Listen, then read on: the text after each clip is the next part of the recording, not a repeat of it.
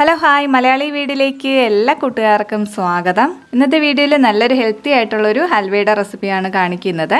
റാഗിപ്പൊടി കൊണ്ട് തയ്യാറാക്കി എടുക്കുന്ന ഹൽവയാണ്. വളരെ കുറച്ച് ഇൻഗ്രീഡിയൻസ് മാത്രമേ ഇതിലേക്ക് ചേർക്കുന്നുള്ളൂ. ഇതിലൊട്ടും തന്നെ നെയ്യ് ചേർക്കാതെയാണ് തയ്യാറാക്കി എടുക്കുന്നത്. അപ്പോൾ നെയ്യ് ചേർത്തിട്ടുള്ള റെസിപ്പി ഞാൻ ഇതിന് മുന്നേ അപ്ലോഡ് ചെയ്തിട്ടുണ്ട്. അപ്പോൾ കാണാൻ താല്പര്യമുള്ളവർ അതും കൂടി ഒന്ന് കണ്ടു നോക്കുക. അതിൻ്റെ ലിങ്ക് താഴെ കൊടുത്തേക്കാം. അപ്പോൾ വളരെ ഹെൽത്തി ആയിട്ടുള്ള ഈ ഹൽവ എങ്ങനെയാണ് തയ്യാറാക്കുന്നതെന്ന് നോക്കാം.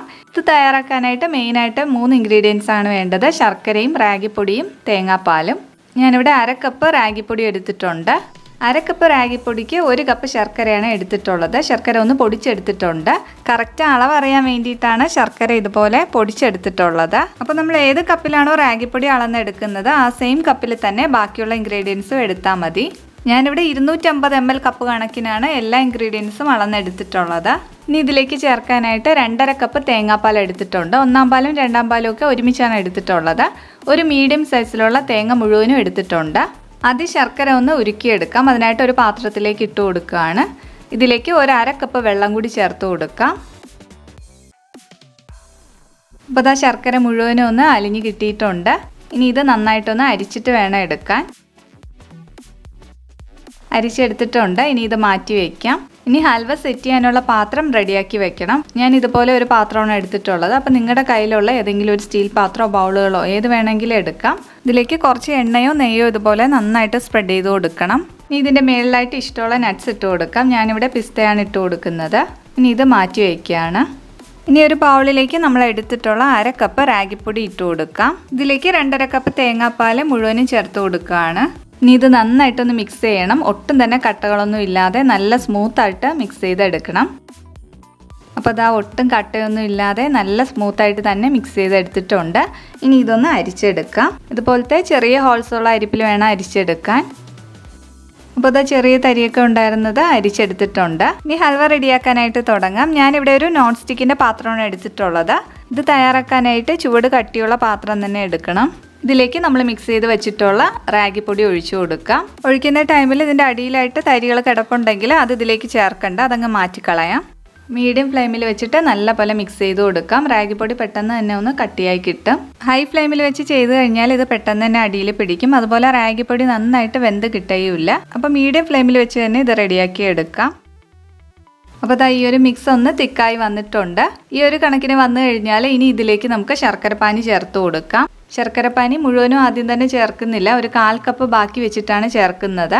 ഇനി ഇത് നന്നായിട്ടൊന്ന് മിക്സ് ചെയ്തിട്ട് ടേസ്റ്റ് ചെയ്ത് നോക്കാം. മധുരം കൂടുതൽ വേണമെന്നുണ്ടെങ്കിൽ ചേർത്ത് കൊടുക്കാം. അപ്പോൾ ഇത് നന്നായിട്ടൊന്ന് ഇളക്കി കൊടുത്തിട്ടുണ്ട്. ഇത് ടേസ്റ്റ് ചെയ്ത് നോക്കിയപ്പോൾ മധുരം കുറവാണ്. അതുകൊണ്ട് ഞാനത് മുഴുവനും ഇതിലേക്ക് ചേർത്ത് കൊടുക്കുകയാണ്. ഇനി ഇത് മീഡിയം ഫ്ലെയിമിൽ വെച്ചിട്ട് കൈയെടുക്കാതെ തന്നെ ഇളക്കി കൊടുക്കാം. ഇതൊന്ന് കട്ടിയായിട്ട് ബാക്കിയുള്ള ഇൻഗ്രീഡിയൻസ് ചേർത്ത് കൊടുക്കാം. അതായത് ഇത് കുറച്ചൊന്ന് കട്ടിയായി തുടങ്ങിയിട്ടുണ്ട്. കണ്ടിന്യൂസ് ആയിട്ട് തന്നെ ഇളക്കി കൊടുക്കാം. ഈ ഒരു ടൈമിൽ ഹൈ ഫ്ലെയിമും മീഡിയം ഫ്ലെയിമും അഡ്ജസ്റ്റ് ചെയ്ത് റെഡിയാക്കി എടുത്താൽ മതി. അപ്പോൾ പെട്ടെന്ന് തന്നെ കട്ടിയായി കിട്ടും. അപ്പോൾ ഇത് നല്ല പോലെ കട്ടിയായി വന്നിട്ടുണ്ട്. അതുപോലെ ചെറുതായിട്ടൊന്ന് പാനിൽ നിന്ന് വിട്ട് വരാനും തുടങ്ങിയിട്ടുണ്ട്. ഇതിലേക്ക് നമ്മൾ ഒട്ടും നെയ്യോ എണ്ണയോ ഒന്നും തന്നെ ചേർത്തിട്ടില്ല. അല്ലാതെ തന്നെ കറക്റ്റായിട്ട് നമുക്ക് റെഡിയാക്കി എടുക്കാൻ പറ്റും. ഇതുപോലെ ഒന്ന് കട്ടിയായി തുടങ്ങി കഴിഞ്ഞാൽ ഇനി ഇതിലേക്ക് ബാക്കി വേണ്ട ഇൻഗ്രീഡിയൻസ് ചേർത്ത് കൊടുക്കാം.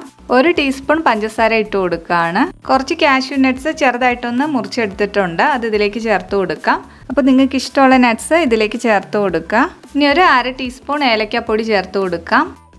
ഇനി ഇതിലേക്ക് ലാസ്റ്റായിട്ട് 1 ടീസ്പൂൺ വെളിച്ചെണ്ണ ചേർത്ത് കൊടുക്കുകയാണ്. അപ്പോൾ ഈ 1 ടീസ്പൂൺ മാത്രമേ നമ്മൾ ഇതിലേക്ക് ചേർത്തിട്ടുള്ളൂ. നെയ്യ് ചേർക്കാൻ ഇഷ്ടമുള്ളവരാണെങ്കിൽ ഈ ഒരു ടൈമിൽ വെളിച്ചെണ്ണയ്ക്ക് പകരം നെയ്യ് ചേർത്ത് കൊടുത്താൽ മതി. ഞാൻ ഇതിലേക്ക് ഒട്ടും തന്നെ നെയ്യ് ചേർക്കാതെ തയ്യാറാക്കി എടുക്കുന്നുണ്ട്. വെളിച്ചെണ്ണ തന്നെ ചേർത്ത് കൊടുത്തതാണ്. നെയ്യ് ചേർത്ത് കഴിഞ്ഞാൽ ആ നെയ്യുടെ ഒരു ഫ്ലേവറും കൂടി കിട്ടും. അപ്പോൾ അത് താല്പര്യമുള്ളവർ അത് തന്നെ ചേർത്ത് കൊടുക്കുക. ഇത് കുറച്ചുകൂടി നന്നായിട്ട് കട്ടിയായി ആ പാനിൽ നിന്ന് നന്നായിട്ട് വിട്ട് വരുന്നത് വരെ മിക്സ് ചെയ്ത് കൊടുക്കണം.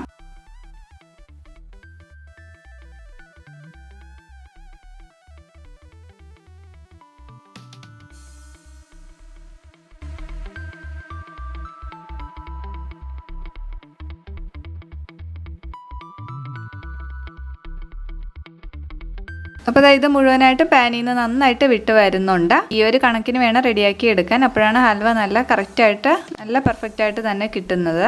ഈ ഒരു കണക്കിന് കിട്ടിക്കഴിഞ്ഞാൽ ഉടൻ തന്നെ നമ്മൾ സെറ്റ് ചെയ്ത് വെച്ചിട്ടുള്ള പാത്രത്തിലേക്ക് ഇട്ട് കൊടുക്കാം. അപ്പോൾ ഈ പാത്രത്തിലേക്ക് ഇട്ടിട്ട് നല്ല പോലെ ഒന്ന് പ്രസ് ചെയ്ത് നന്നായിട്ട് ലെവലാക്കി എടുക്കണം. ഇനി ഇത് തണുക്കാനായിട്ട് മാറ്റി വെക്കാം. ഒരു 2 മണിക്കൂറൊക്കെ ആകുമ്പോഴത്തേക്ക് നന്നായിട്ട് തണുത്ത് നല്ല സെറ്റായിട്ട് തന്നെ കിട്ടും.